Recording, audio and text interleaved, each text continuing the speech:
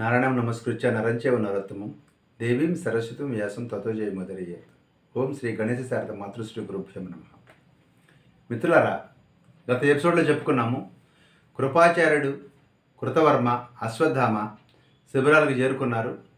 ఈ సందర్భంలో వారికి సంజయుడి ద్వారా ఇన్ఫర్మేషన్ తెలిసింది, దుర్యోధనుడు ఒక చెరువులో జలస్తంభన విద్య ద్వారా అక్కడ దాక్కున్నాడు అని. ఆ రోజు రాత్రి వాళ్ళ మనసులో లేదు. రాజుకి ఇంత కష్టం వచ్చింది, మన రాజుకి, దుర్యోధనుడికి అన్న బాధతోటి అర్ధరాత్రి పూట పాండవ శిబిరాల్లో ఉన్నటువంటి సైనికులందరూ కూడా నిద్రిస్తున్నటువంటి సమయంలో రహస్యంగా ఆ చెరువు దగ్గరికి వెళ్ళడం జరిగింది. వాళ్ళు వెళ్ళి దుర్యోధనుడిని పిలుస్తూ ఉన్నారు, ఓ రాజా లేచిరా, మాతో కలిసి ఈ యొక్క ధర్మరాజుతో యుద్ధం చెయ్యి. వాళ్ళ సైన్యం కూడా చాలా వరకు హతమైపోయింది. మన వైపు సైన్యం లేనప్పుడు వాస్తవమే, కానీ వాళ్ళ వైపు కూడా సైన్యం లేదు. మనం వాళ్ళ మీద యుద్ధానికి వెళ్ళినట్లయితే వాళ్ళు ఖచ్చితంగా ఓడిపోతారు పాండవులు, నా మాట విను అన్నారు. అప్పుడు దుర్యోధనుడు అన్నాడు, నా అదృష్టం బాగుండి మీ ముగ్గురు ప్రాణాలతో ఉన్నారు, చాలా సంతోషంగా ఉంది. మీరు ఇప్పటికీ కూడా ఇలాంటి ఇబ్బందికరమైనటువంటి పరిస్థితుల్లో కూడా నా మీద ఇంత రాజభక్తి చూపిస్తున్నారు అంటే మీ యొక్క మనసు ఎంత గొప్పదో నాకు తెలుస్తూ ఉంది. ఇది చాలా అదృష్టం నాది. అయితే ఇది పరాక్రమం చూపించేటువంటి సమయం కాదు. మీరు బాగా అలసిపోయారు, నేను కూడా యుద్ధరంగంలో చాలా అలసిపోయి ఉన్నాను. సో ఈరోజు రాత్రి రెస్ట్ తీసుకుందాం, రేపు ఉదయము మనందరం కలిసి, మీరు నేను కలిసి వెళ్ళి యుద్ధం చేద్దాము అన్నాడు దుర్యోధనుడు. అంటే దుర్యోధనుడు 19వ రోజు యుద్ధానికి సన్నద్ధమవుతున్నాడు. గుర్తుపెట్టుకోండి, మర్నాడు ఉదయం ఈ యొక్క దుర్యోధనుడు వీళ్ళ ముగ్గురితో కలిసి పాండవుల మీదకి యుద్ధానికి వెళ్ళాలనుకున్నాడు. ఎందుకంటే ఇందాక యుద్ధం జరిగినప్పుడు ఎవరు కనపడలేదు అతని సైన్యంలో, వీళ్ళు ముగ్గురు కనపడలేదు. సో తను అక్కడే మిగిలిపోయాను అన్నటువంటి భయంతో దూరంగా ఒక కోసెడు దూరంలో ఉన్నటువంటి చెరువులో తలదాచుకున్నాడు దుర్యోధనుడు. అయితే ఇప్పుడు మహావీరులైనటువంటి ముగ్గురు కూడా దుర్యోధనుడి దగ్గరికి వచ్చి, మేము ఇంకా బతికే ఉన్నాము, పదా యుద్ధం చేద్దాం అనగానే దుర్యోధనుడికి కూడా సంతోషం అనిపించింది. మర్నాడు ఉదయం వెళ్ళి పాండవుల మీద విరుచుకుపడాలి అన్న భావాన్నే ఈ క్షణానికి ఎక్స్ప్రెస్ చేయడం జరిగింది దుర్యోధనుడు. అప్పుడు అశ్వత్థామ అన్నాడు, రాజా ఏం భయం లేదులా, రా, లేచి పైకి రా. నేను ఆ పాంచాలి వీరులు అంటే దుష్టజుమ్నుడు అతడి పరివారాన్ని, అదేవిధంగా పాండవులను, వాళ్ళందరినీ సంహరించకుండా నేను ధరించినటువంటి కవచాన్ని విడిచిపెట్టే ప్రసక్తి లేదు. అన్ని విధాలైనటువంటి ఒట్లు కూడా పెట్టి చెప్తున్నా నేను, నువ్వు రా అంటున్నాడు అశ్వత్థామ. ఇలా ఆ చెరువు ఒడ్డున అశ్వత్థామ ఇతర అంటే కృపాచార్యుడు, కృతవర్మ కూడా దుర్యోధనుడితో మాట్లాడుతూ ఉండగా, దుర్యోధనుడే పైకి రాలేదు, నీళ్లలో నుంచి దుర్యోధనుడు మాట్లాడుతున్నాడు, పైనుంచి వీళ్ళు మాట్లాడుతూ ఉన్నారు. ఈ సందర్భంగా ఒక బోయవాడు ఈ మాంసం కట్టెలుగా పట్టుకొని అవి మోసుకెళ్తూ ఉండి నీళ్లు తాగడం కోసం అక్కడికి వచ్చారు కొంతమంది వేటగాళ్ళు. ఒక వేటగాళ్ళు కాదు, కొంతమంది వేటగాళ్ళు ఆ చెరువు దగ్గరికి నీళ్లు తాగడం కోసం వచ్చారు. ఇక్కడ ఈ మహావీరులను చూసి వాళ్ళు చెట్టు చోటనే ఆగిపోయారు, ముందుకు రాలేదు. ఆ సందర్భంలో వీళ్ళు మాట్లాడుకున్న మాటలన్నీ కూడా వాళ్ళు వినటం జరిగింది. ఈ సందర్భంలో వాళ్ళు అక్కడి నుంచి బయలుదేరి ముందుకు సాగిపోయారు, ఎవరు, ఈ యొక్క వేటగాళ్ళు. అప్పుడు ధర్మరాజు ఈ లోపల అక్కడేం చేశాడు, అనేక మంది చారులని నలుమూలలకి పంపించాడు, దుర్యోధనుడు ఎక్కడున్నాడో వెతికి పట్టుకురమ్మని, లేకపోతే తెలిసి ఇన్ఫర్మేషన్ చెప్పమని. ఆ సందర్భంలో వెళ్ళినటువంటి చారులు ఈ యొక్క వేటగాళ్ళని అడిగారు, ఏమయ్యా దగ్గరలో ఎక్కడన్నా దుర్యోధనుడు కనపడ్డారా అన్నప్పుడు, అయ్యా అక్కడ అశ్వత్థామ లాంటి వీరులందరూ కూడా మాట్లాడుతున్నారు, ఆ నీళ్ళల్లో దుర్యోధన మహారాజు ఉన్నాడు ఖచ్చితంగా అని చెప్పారు. ఎందుకు చెప్పారంటే, ఇప్పుడు పాండవులు గెలిచారు, దుర్యోధనుడు ఓడిపోయాడు. ఇప్పుడు దుర్యోధనుడి యొక్క రహస్యం దాస్తే మాకేం వస్తుంది? అదే దుర్యోధనుడి యొక్క రహస్యం కనుక ఈ యొక్క గూఢచారులు కనుక చెప్పినట్లయితే మాకు ఒక 10 రూపాయలు ఇస్తారు, అంతే కదా సామాన్యుల యొక్క ఆలోచన.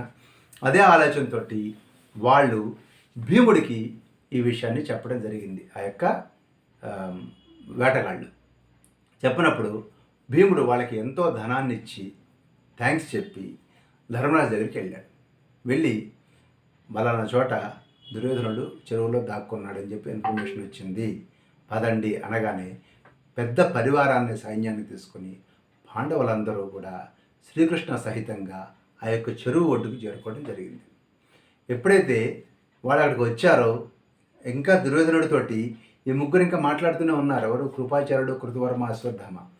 ఈ సైన్యం యొక్క హంగామా ధ్వని విని వాళ్ళు వెంటనే అక్కడి నుంచి దూరంగా ఉన్నటువంటి ఒక మర్రి చెట్టు దగ్గరికి వెళ్ళి అక్కడ రథాల యొక్క గుర్రాలను విప్పేసేసి అక్కడ వెయిట్ చేస్తూ ఉన్నారు.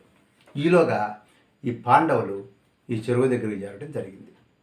పాండవుల చెరువు దగ్గరికి చేరినప్పుడు ధర్మరాజు అన్నాడు కృష్ణుడితోటి, కృష్ణ చూసావా, ఈ పాపాత్ముడైనటువంటి దుర్యోధనుడు తన మాయాబాలంతో జలస్తంభన విద్యతోటి ఈ నీళ్ళు అడుగుని దాక్కున్నాడు. వీడిని ఎట్లాగైనా చంపేయాలి, బతకడానికి వీలు లేదు అన్నప్పుడు ఆ యొక్క శ్రీకృష్ణ పరమాత్మ అన్నాడు, మాయావిని మాయతోనే కడతేర్చాలి, మామూలుగా చంపడం కాదు, అనే రకాల ఆలోచనలు చేసి మాయోపాయంతో వీడిని సంహరించాలి అన్నాడు శ్రీకృష్ణ పరమాత్మ. అప్పుడు ధర్మరాజు దుర్యోధనుడి యొక్క పాపాలన్నీ కూడా లిస్టు చదివాడు. దుర్యోధనుడు లోపల నుంచి వింటూ ఉన్నాడు.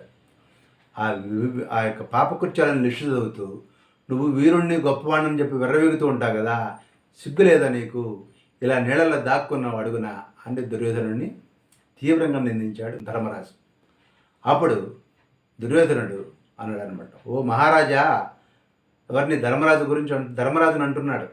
ఎవరు? దుర్యోధనుడు. ఓ మహారాజా, ప్రతి ప్రాణిని కూడా భయం అనేది ఆవహిస్తుంది, ఇందులో ఆశ్చర్యమేం లేదు. అయితే నేను భయంతో ఇక్కడ దాక్కోలేదు.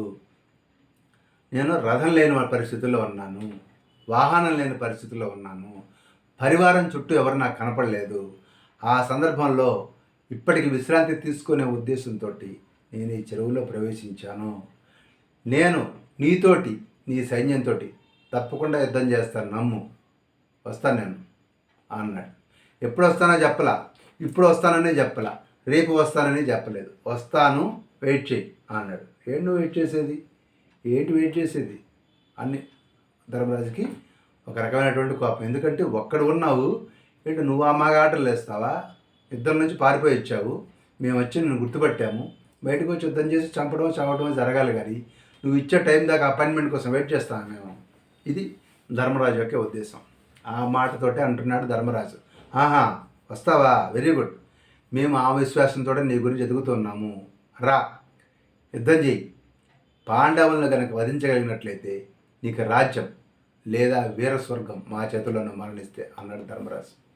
అప్పుడు దుర్యోధనుడు ఆ మాటలు విని, రాజా, నాకు కావాల్సిన వాళ్ళందరూ మరణించారయ్యా, ఇహ నాకు ఈ రాజ్యం ఎందుకు, ఇప్పటికి నిన్ను జయించాలనేటువంటి ఉత్సాహం నాకున్నమాట వాస్తవం. కాకపోతే భీష్మ, ద్రోణ, కర్ణాది వీరులందరూ కూడా మరణించారు, నా బంధువులందరూ కూడా మరణించారు, అందువల్ల నాకు ఎందుకున్న రాజ్యం మీద ఆసక్తి కలగటం లేదు. నేను జింక చర్మం ధరించి వనంలో నివసిస్తాను, నువ్వు హాయిగా వెళ్ళి రాజ్యం పరిపాలించుకోపో అన్నాడు దుర్యోధనుడు, ఏదో దానం చేసినట్టుగా. అప్పుడు ధర్మరాజు దుర్యోధనుడితో అన్నాడు, ఏమయ్యా, నీళ్ళల్లో ఉంచి దీనాలాపాలు పలుకుతున్నావే, నాకేం ఎక్కట్లేదు ఇక్కడికి, నిన్ను జయించి రాజ్యం తీసుకుంటాను తప్ప నువ్వు ఇవ్వటం నేను తీసుకోవడం అనేది లేదు. నిన్ను జయించి నేను రాజ్యం ఆటోమేటిక్గా పొందుతాను బై డిఫాల్ట్. అంతే తప్పితే నువ్వు రాజ్యం ఏలుకో పో అంటే నువ్వేంటి ఇచ్చేది నాకు? ఇప్పుడు నీకు ఈ పృథ్వీ మీద ఏ రకమైన అధికారం లేదు. నువ్వు అధికారంలో లేని విషయంలో నువ్వు అధికారం ప్రదర్శిస్తూ నువ్వేదో నాకు దానం చేస్తున్నట్లుగా రాజ్యం ఇవ్వటం ఏంటి? ఆ రోజున సూది మనం మోపినంత భూమి కూడా ఏమన్నా అన్నావే, ఈరోజు రాజ్యం అంతా ఇచ్చేస్తున్నాను అంటున్నావేంటి? ఓహో, ఓకే, ఎలా ఇచ్చేస్తావు? ఒక్కసారి నీ పాపాలను గుర్తుకు తెచ్చుకో దుర్యోధన, ఇక నువ్వు జీవించి ఉండే ప్రసక్తి లేదు, లే యుద్ధం చేద్దు కానీ రా అన్నాడు ధర్మరాజు. ఇలా కొంతసేపు వాగ్వివాదం జరిగిన తర్వాత దుర్యోధనుడు నీళ్ళలో నుంచి పైకి రావడం జరిగింది విపరీతమైనటువంటి కోపంతో. అప్పుడు దుర్యోధనుడు బయటకు వచ్చి, నేను బాగా అలసిపోయి ఉన్నాను, ఇప్పుడు నా ఒంటి మీద కవచం కూడా లేదు, ఏకాకిగా ఉన్నాను, మీరు ఇంతమంది నా చుట్టూ ఉన్నారు, మీ అందరితో యుద్ధం చేయడం ధర్మసమ్మతం కాదు, అయినా కూడా మీ అందరితో యుద్ధం చేస్తాను అన్నాడు. అన్నప్పుడు అప్పుడు నవ్వుతూ అన్నాడు అనమాట, ఏమయ్యా దుర్యోధన, ధర్మం తెలిసినటువంటి మీరందరూ కూడాను ఆ రోజున ఈ యొక్క అభిమన్యుని ఎలా వధించారయ్యా ఒక్కడిని చేసి? ప్రతివాడు కష్టాల్లో ఉన్నప్పుడు ధర్మం గురించి బాగానే చెప్తాడు, ఏం మాట్లాడుతున్నావు నువ్వు? సరే రా, ఇదిగో ఈ కవచాన్ని ధరించు, జుట్టు మంచిగా ముడేసుకో, ఓకే, ఇంకా నీకేం కావాలో చెప్పు, అన్నీ నేను సప్లై చేస్తాను. ఎవరు అంటున్నారు ఏమాట? ధర్మరాజు అంటున్నాడు. ఏదో ధర్మం గురించి మాట్లాడుతున్నా, అభిమన్యుని చంపినప్పుడు ఏమైంది అని ధర్మం? కష్టాలు ఉన్న ప్రతివాడు ధర్మం గురించి మాట్లాడతాడు. ఇప్పుడు నీకు అన్ని ఆఫర్లు ఇస్తున్నాను, తీసుకో. కవచం ధరించు, జుట్టు ముడిపెట్టుకో, ఇంకా ఏం కావాలో చెప్పు. నువ్వు ఇష్టం వచ్చినటువంటి ఆయుధంతో మా 5గురిలో ఎవరితోడన్నా సరే యుద్ధం చేసి వాడిని వధించినట్లయితే నువ్వు రాజు అయినట్టే, తీసుకోపో, లేకపోతే మరణించి వీరస్వర్గానికి వెళ్తావు అన్నాడు ధర్మరాజు. వెనక ముందు ఆలోచించే ప్రసక్తి లేదు. ధర్మరాజు గారికి బోళాతనం ఎక్కువ. ఏది పడితే అది ఆయుధంట. 5గురిలో ఎవరినైనా వధించమంటున్నాడు. ఏ నకులను సహదేవుడిని సెలెక్ట్ చేసుకుంటే ఏంటి పరిస్థితి? ఏం ఆలోచించలేదు. అదే ఒక ఆలోచన వచ్చింది శ్రీకృష్ణ పరమాత్మకి. పిచ్చి కోపం వచ్చింది కృష్ణుడికి. ధర్మరాజు ఈ విధంగా మాట్లాడిన సందర్భంలో అతన్ని నిందిస్తూ కృష్ణుడు ఇలా అన్నాడనమాట. ఏమయ్యా, ఏమన్నా ఆలోచన ఉందా? ఏ ఒక్కడిని వధించి నీ రాజ్యం నీకు తీసుకో అని సాహసంగా మాట్లాడుతున్నావే. అతడు నిన్ను కానీ, అర్జునుడిని కానీ, నకులుని కానీ, సహదేవుని కానీ గదాయుద్ధంలో పోరాడదని రమ్మంటే మీరు కలుస్తారా? ఇప్పుడు ఇక్కడున్న సందర్భంలో భీముడిదే అనుమానం. ఎందుకంటే భీముడు బాహుబలంలో సంపన్నుడే కానీ టాక్టిక్స్ యుద్ధంలో, ఈ యొక్క గదాయుద్ధంలో ప్రావీణ్యత విషయంలో దుర్యోధనుడి తర్వాత ఎవరైనా. అలాంటి సందర్భంలో నువ్వంత తెలివి తక్కువగా ఈయనకి ఇష్టం వచ్చిన ఆయుధంతో మా 5గురిలో ఇష్టం వచ్చిన వాళ్ళతో యుద్ధం చేయమంటున్నావే. ఏం జోదం ఆడుతున్నావు నువ్వు? ఏమనుకుంటున్నావు? మీరు 4 కలిసి గదాయుద్ధం చేసినా కానీ ఈ యొక్క దుర్యోధనుడి ముందు నిలబడలేరు. ఏమని ఆలోచించొద్దా? ఇంకో విషయం తెలుసో తెలియదో నీకు? 12 ఏళ్ళ అరణ్యవాసం, 1 ఏడాది అజ్ఞాతవాసం చేసి మీరు అడవిలో గడ్డి తింటున్న సందర్భంలో ఇక్కడ దుర్యోధనుడు భీముడి యొక్క విగ్రహాన్ని, ఇనప విగ్రహాన్ని తయారు చేసి దాన్ని భీముడిగా భావించి ఫుల్గా 13 ఏళ్ళు ప్రాక్టీస్ చేశాడు. 13 సంవత్సరాల పాటు దుర్యోధనుడు గదాయుద్ధాన్ని ప్రాక్టీస్ చేశాడు ఆ విగ్రహం దగ్గర. మీరేం చేశారు? అడవుల్లో కాయ కసరులు తింటూ తిరుగుతున్నారు. మీకు ప్రాక్టీస్ లేదు. ఇలాంటి సందర్భంలో భీముడిని ఎదుర్కొండే పట్టడమే ఇబ్బందికరమైనటువంటి పరిస్థితి. కాస్తో కోస్తో భీముడు మాత్రం నిలబడగలడు. మీరైతే అసలు నిలబడలేరు. మీరు 4 కలిసినా నిలబడలేరు దుర్యోధనుడి ముందు. అయితే ఇప్పుడు భీముడు కూడా ప్రాక్టీస్ చేసిన వాడు కాదు, పరిశ్రమ చేయలేదు. సో నాకు అర్థమైన విషయం ఏంటంటే, నువ్వు మళ్ళీ శకునితో ఏ జూదం ఆడావో అదే జూదం మళ్ళీ ఆడుతున్నావు. భీముడు చాలా బలవంతుడు, దుర్యోధనుడు బాగా అభ్యాసం ఉన్నవాడు. ఇప్పుడు బలవంతుడు గెలుస్తాడా, అభ్యాసం ఉన్నవాడు గెలుస్తాడా అంటే అభ్యాసం ఉన్నవాడే ఎక్కువ గెలిచే అవకాశం ఉంది. సో ఇప్పుడు నువ్వు మమ్మల్ని అందరినీ కూడా ఇంత కష్టాన్ని వృధా చేసి మమ్మల్ని కష్టాల్లో పడేసావు. ధర్మరాజా, నువ్వు చేసింది చాలా పెద్ద పొరపాటు. ఒక్క పందెంలో ఆ రోజున పోగొట్టుకున్నావు. ఇప్పుడు ఒక్క పందెంలో సమస్తమైనటువంటి విజయాన్ని కూడా నువ్వు ఇప్పుడు డైలమాలో పడేసావు. సంక్లిష్టమైనటువంటి పరిస్థితుల్లో అందరినీ నెట్టేశావు ధర్మరాజా అని కృష్ణుడు తీవ్రంగా ధర్మరాజును విమర్శించడం జరిగింది. అప్పుడే అన్నాడు కృష్ణుడు ఇంకో మాట కూడా. గదను ధరించినటువంటి దుర్యోధనుడు అక్కడ నిలబడితే ఏ దేవతా పురుషుడు కానీ మీ 4 కానీ నిలబడలేరు. భీముడిది కూడా నాకు డౌటే. ఫైనల్లీ ఇది క్లారిటీ అనమాట. న్యాయంగా యుద్ధం చేస్తే ఈ పంచపాండవుల ఎవ్వరూ కూడా ఈ యొక్క దుర్యోధనుడిని వధించలేరు. సో ఇప్పుడు ఏంటి పరిస్థితి? ఒక్క మాట ధర్మరాజా, అసలు మీ అమ్మ మీ 4 కష్టాలకు పడడం కోసమే కనిపించిందేమో, రాజ్యం వేలే యోగము రాత మీ నుదుట రాసలేదేమో అని నాకు అనిపిస్తోంది అంటున్నాడు కృష్ణుడు. తీవ్రంగా చాలా కోపం వచ్చింది కృష్ణుడికి. శాశ్వతంగా మీరు అడవుల్లో బతకడానికి, అడుక్కు తినడానికి పుట్టారు మీరు. ఖచ్చితంగా మాట్లాడారన్నమాట కృష్ణుడు. ఇలా చీకాకుతోటి తీవ్రమైనటువంటి కోపంతో మాట్లాడుతున్న సందర్భంలో భీమసేనుడు ముందుకొచ్చాడు. భీమసేనుడు ముందుకొచ్చి, ఓ మధుసూదన, కోపం తెచ్చుకోకు, బాధపడకు, నేను ఎట్లా కొట్లా నా శక్తి వంచన లేకుండా ప్రయత్నం చేసి వీడిని నేను చంపుతాను. వాని గద కంటే నా గద 1.5 రెట్లు బరువు ఉన్నది. భీముడి గద, దుర్యోధనుడి గద కంటే నా గద 1.5 రెట్లు బరువు ఎక్కువ. మీరందరూ ధైర్యంగా ఉండండి, వాడి పని నేను పడతాను అన్నప్పుడు ఈ కృష్ణుడికి ఒక విషయం అర్థమైపోయింది. ఇప్పుడున్న పరిస్థితుల్లో భీముడిని బాగా పైకి లేపి బాగా ఉత్సాహపరచడం తప్ప చేసేటువంటి వేరే దారి లేదు. ఎందుకంటే ధర్మరాజు ఆల్రెడీ ఆప్షన్ ఇచ్చేశాడు దుర్యోధనుడికి. అయితే ఇక్కడ ఇంకో డౌట్ కూడా ఉంది. ఇప్పుడు దుర్యోధనుడు భీముణ్ణి కోరుకుంటాడా గదాయుద్ధానికి, వేరే వాళ్ళ పేరు చెప్తాడనేది ఇప్పటికీ భయమే. ఆ సందర్భంలో భీముడు ఏం చేశాడంటే ఓకే గద్దేసుకొని ముందుకు వచ్చాడు. అప్పుడు కృష్ణుడు అన్నాడు, వీడు తొడ ఎరగొడతానని నువ్వు చెప్పి నువ్వు ఒకప్పుడు ప్రతిజ్ఞ చేసావు కదా, అది గుర్తుపెట్టుకో అన్నాడు కృష్ణుడు భీముడితోటి. తొడలు విరగొట్టాలి అన్నమాట గుర్తు చేసేసాడు కృష్ణుడు. చేయటమే కాకుండా అప్పుడు ముందుకొచ్చి నిలబడ్డాడు దుర్యోధనుడు. ఇక్కడ దుర్యోధనుడు కూడా తన గదని చేతితో పట్టుకొని పెద్ద కైలాస పర్వతంలాగా కంగారు లేకుండా భయం లేకుండా సింహంలాగా వచ్చి నిలబడ్డాడు దుర్యోధనుడు. అప్పుడు ఇక్కడ ప్రాబ్లం ఎక్కడొచ్చిందంటే, ఇప్పుడు దుర్యోధనుడు ఇంకా పేరు చెప్పలేదు, నేను ఎవరితో యుద్ధం చేస్తానన్న మాట చెప్పలా. భీముడు 4 అడుగులు ముందుకేసి దుర్యోధనుడు చేసినటువంటి అకృత్యాలన్నీ కూడా గుర్తు చేస్తూ, నిన్ను సంహరిస్తాను రా, ఇప్పుడు నేను సంగతి తెలుస్తాను నేను అన్నాడు. అనగానే ఆటోమేటిక్గా ఏం జరుగుతుంది, దుర్యోధనుడు భీముడు వైపు తిరిగాడు న్యాచురల్గా. దుర్యోధనుడు యొక్క భీముడు ముందడుగు వేయకుండా నలుగురు నిలబడి ఉంటే దుర్యోధనుడు ఏం చేసాడో మనకు తెలియదు. కానీ దుర్యోధనుడిని ఇక్కడ భీముడు ముందుకెళ్ళి రెచ్చగొట్టాడు. రెచ్చగొట్టగానే అప్పుడు దుర్యోధనుడు, ఓ భీమసేన గర్జనలు ఎందుకయ్యా, న్యాయంగా యుద్ధం చేస్తానన్న దేవతలు కూడా విజయం సాధించలేరు, నీ బలం ఏంటో ఇప్పుడు చూపించు, యుద్ధరంగంలో సంగతి తేల్చుకుందాము అన్నాడు.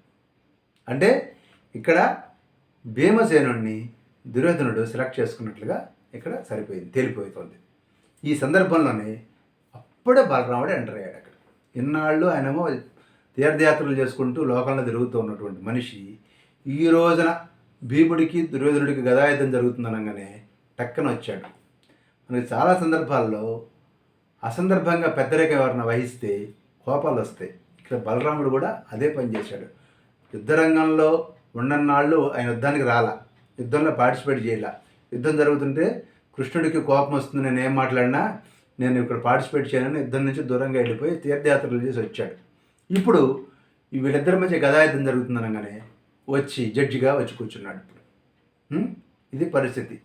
ఆయన కాదనలేరు, అవుననలేరు.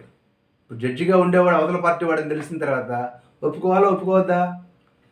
ఎందుకంటే బలరాముడికి ఈ యొక్క దుర్యోధనుడు ప్రియ శిష్యుడు, సడన్గా ఎంటర్ అయ్యాడు, యుద్ధం చూస్తానని వచ్చారు. వచ్చినప్పుడు ఏం చేయాలి? యాక్సెప్ట్ చేయాలా? లేదు నువ్వు ఇప్పుడు ఇక్కడికి ఎందుకు వచ్చావు వెళ్ళిపో అని అనలేరు కదా. అది పరిస్థితి. ఇక్కడ బలరాముడు చాలా పెద్దవాడు, అందరికీ గౌరవనీయుడు. వచ్చినట్టు అందరు నమస్కారం పెట్టి ఆయన సత్కారాలు చేశారు. యుద్ధం ప్రారంభం కాబోతోంది. అప్పుడు బలరాముడు అన్నాడు, నేను 42 రోజుల నుంచి తీర్థయాత్రలో ఉన్నాను. అంటే ఈ 18 రోజులే కాక అంతకుముందు ఒక 3.5 వారంగా, అంటే దాదాపుగా 24 రోజులుగా యుద్ధానికి ముందే ఈ బలరాముడి తీర్థయాత్రలకు వెళ్ళడం జరిగింది. ఆ సందర్భంలో బలరాముడు ఆ మాట చెప్తూ, ఇప్పుడు నేను ఇక్కడ ఈ యొక్క విశేషాలు చూడటం కోసమని, ఈ యొక్క భీమ దుర్యోధనుల యుద్ధాన్ని చూడటం కోసమని ఇక్కడికి వచ్చాను అన్నప్పుడు అందరూ కూడా ఆయనకి నమస్కారం పెట్టి ఆయన ఆశీర్వాదం తీసుకోవడం జరిగింది. ఈ సందర్భంలో ఈ యొక్క బలరాముడు తన పరివారాన్ని అంతా కూడాను ద్వారకా నగరానికి పంపించేసేసి తను ఒక్కడే వచ్చాడనమాట. ఈ విషయం తెలుసుకొని కరెక్ట్గా ఈ యొక్క గదాయుద్ధం సమయానికి బలరాముడు ఎంటర్ కావడంతో ఈ యొక్క దుర్యోధనుడికి బలం పెరిగినట్లయింది. ఎందుకంటే విపరీతమైనటువంటి ఉత్సాహం కలిగింది. బలరాముడి దగ్గరకు కూడా వెళ్ళి దుర్యోధనుడికి వెళ్ళి, బాగున్నావా నాయన, ఎట్లా ఉన్నావు, గదాయుద్ధం చేస్తున్నావు, శభాష్ అన్నాడు.